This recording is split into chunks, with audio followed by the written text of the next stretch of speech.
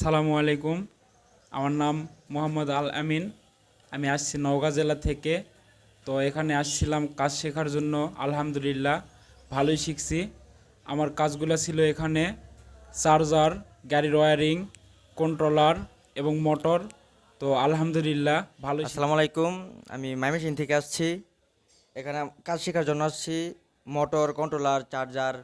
আমার 3 দিনের ভিতরে ওয়ারিং কমপ্লিট, 2 দিনে চার্জার কমপ্লিট করছি। মোটরও শেষ। এখন পানি ব্যাটারির চার্জার শেষ, পাউডার ব্যাটারির চার্জার ধরছি। আশা করি শেষ হয়ে যাবে ইনশাল্লাহ। আসসালামু আলাইকুম।